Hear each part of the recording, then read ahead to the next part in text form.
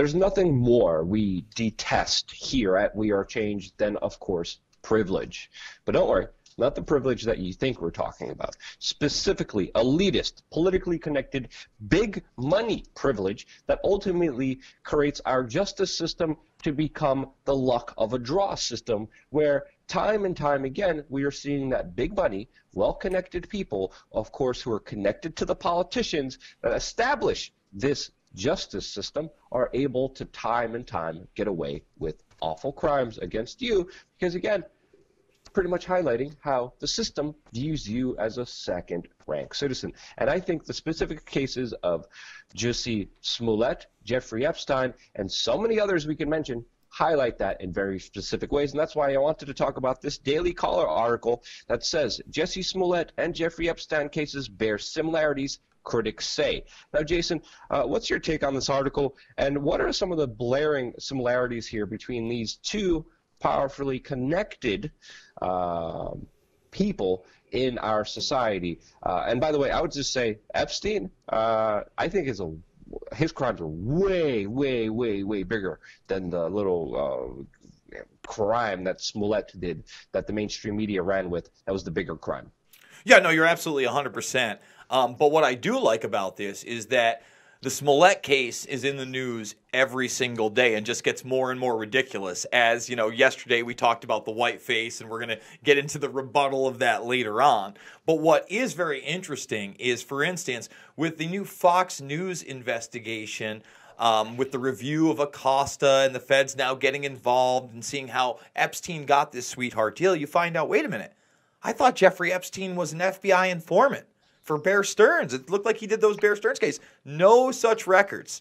No. And then... Yeah. Well, that's interesting, Jason. That's a big point you have to make here, because Jeffrey Epstein connected with Kevin Spacey, Bill Clinton, Donald Trump was in his black book. Donald Trump actually, according to the lawyers that were going against Epstein, was one of the people who actually testified and told more and helped with the investigation with Jeffrey Epstein than any other powerful person. The princes and kings are pretty much connected to this person.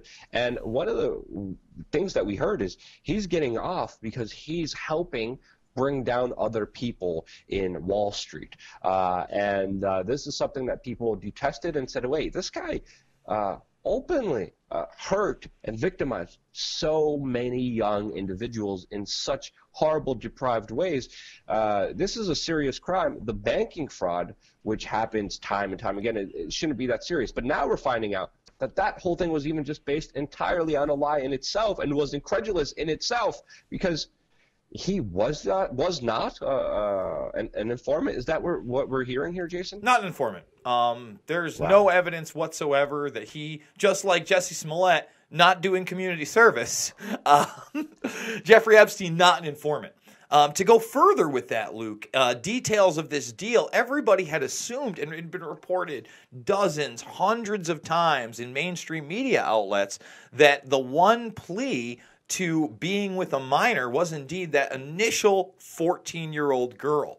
And, I mean, you would think that. They had dozens, literally dozens of victims to choose from, none of which were notified prior to this deal being made, by the way. But now it is being revealed that, well, it was a 16-year-old girl. Why does that matter? Well, it matters so much because in 30-plus states, some are reporting 31, some say 30, Wikipedia, you got to look it up for yourself, but the age of consent is 16. So in 30 of those states, including New Mexico, where Epstein owns property, and let's be honest, many report he's a billionaire. He can buy property wherever he likes.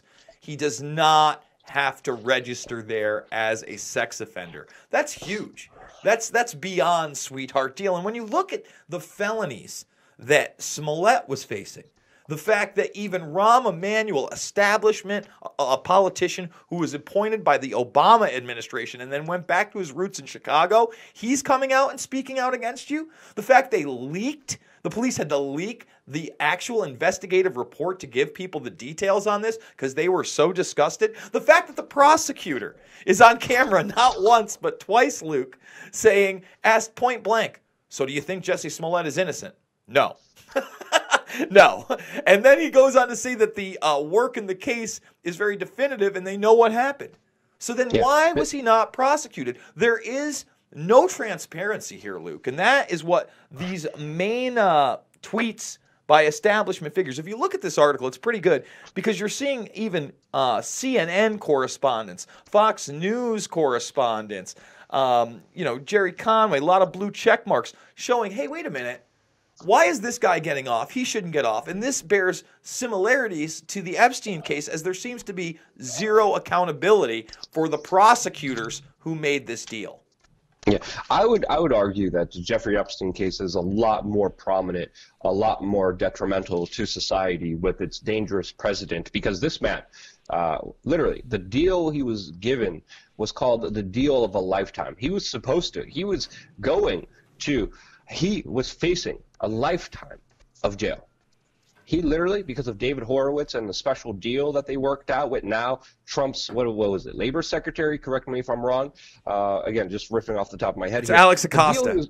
The deal he was given was pretty much 1 year in jail where he was able to leave during the day.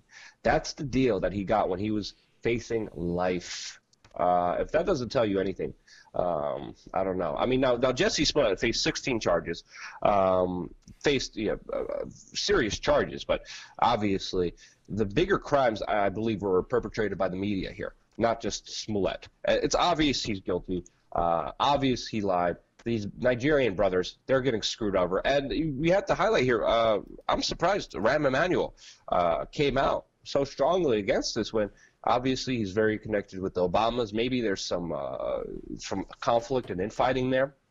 But many people are speculating one of the reasons Smollett got off is because of his connections to Michelle Obama, Catherine Harris, and also the guy who he did community service for, Jesse Jackson. These people also need to be kind of held accountable to their association and their enabling of this kind of larger kind of crime here, because there does deserve to be some actual investigation into how and exactly why, who pulled the strings here that got this guy off. And again, we're hearing about other charges, but one thing I find interesting is there's so many glaring contradictions. CNN on one particular hour of their broadcast is saying, well, Smollett could be innocent now with what's his name, the guy that Jim Tucker calls a eunuch.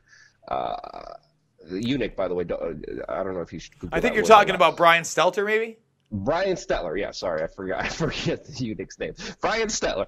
He's literally trying to perceive that, oh, yeah, Smollett, we don't have the video. He's most likely pretty much innocent. Meanwhile, the next segment, they literally have the prosecutor who dropped the charges, and CNN goes, is he guilty? And he's like, yep.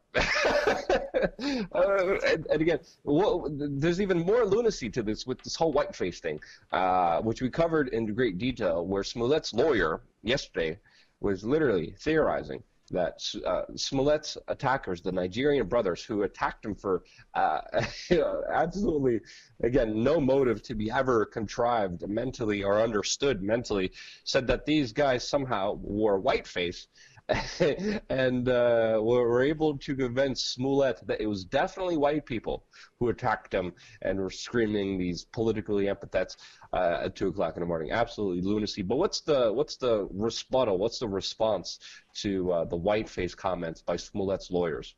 Well, yeah, what do you think the response is? Take a look. Nigerian brothers attorney Smollett's attorney for whiteface suggestion. She's giving lawyers a bad name. Now think about that. Lawyers do not have the best name. Lawyers already have a bad name, Jason. Lawyers already have a really bad name. Go ahead. Yeah, well, they should, because most of our presidents are lawyers. Barack Obama, Bill Clinton. So one thing you can say about Trump, hey, at least he's not a lawyer.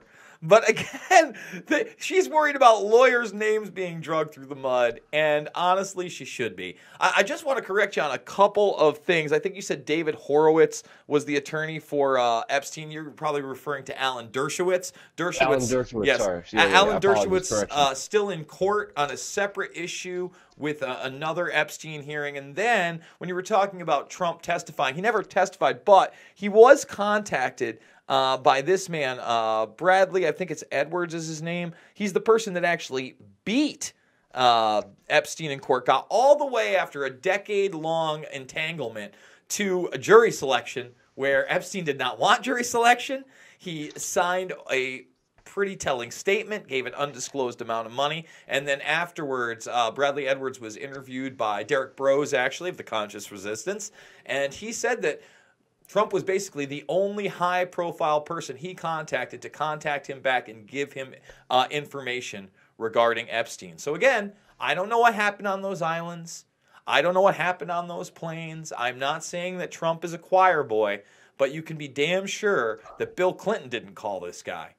So, I think that the moral of the story here is that hopefully as a society, whether or not our judicial system wants to take action, Luke, we will hold these people accountable to the point that our judicial system has to take action. Right now, we know the FBI and the DOJ are, in fact, investigating the Smollett case. So we've, far from heard the end of this. Yeah. So once again, correction, it was Alan Dershowitz that was representing Jeffrey Epstein. And there is something to say about, people coming out saying, stop giving lawyers a dirty name. I mean, look at the profession. You're literally paid. Some people love getting paid by criminals to get them off. And a lot of times on technicalities, on crooked judges, on a crooked system, they're able to get off. And they deserve as much scrutiny as possible, because if they could win in a corrupt law system, they can't win in the court of public opinion. And that's why you guys are more important than ever. Thank you so much for watching and sharing Real Independent Media. If this video resonated with you, share it with your friends and family members, and let's get some justice in the court of public opinion. Stay tuned for more 4 videos now a day here on wearechange.org.